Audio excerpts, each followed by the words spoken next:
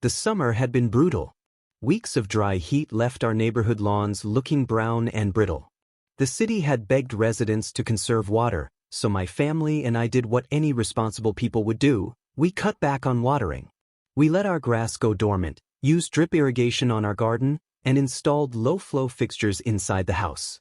It wasn't just about saving money, it was about doing our part during a drought. But the HOA saw things differently. A letter showed up in my mailbox one morning with bold red letters across the top: violation notice. They claimed our lawn was unsightly and detrimental to property values, and fined us $250 for not keeping it lush and green. I couldn't believe it. We were literally following the city's drought mandate, yet the HOA wanted to punish us for being responsible. I marched into the next HOA meeting with the notice in hand.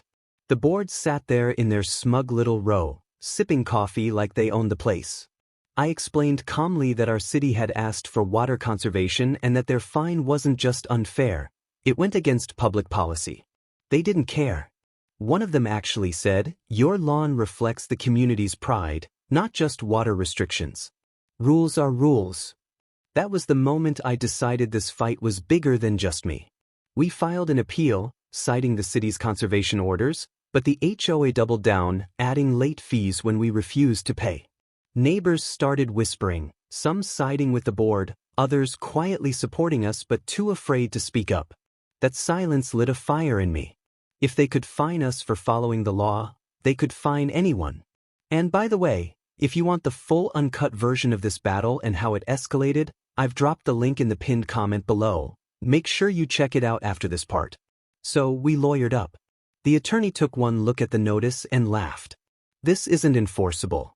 They can't fine you for following city ordinances. In fact, this could be a case of HOA overreach.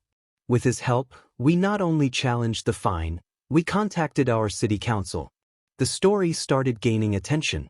Local reporters showed up to cover the fight between residents trying to save water and an HOA obsessed with appearances.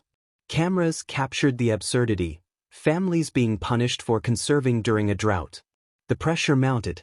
The HOA board tried to backtrack, claiming it was just a miscommunication. But it was too late. The city stepped in and introduced an ordinance making it illegal for any HOA in our area to fine residents for brown lawns during water shortages. Our case set the example. The day the new law passed, I walked past the HOA president's house and couldn't help but notice his lawn had started to turn brown too. The irony made me smile. We didn't just win against the fine. We changed the rules for everyone. From then on, no homeowner in our city would ever have to choose between saving water and paying an HOA penalty. And for the first time, the HOA board sat in silence at the meeting. They knew they had lost more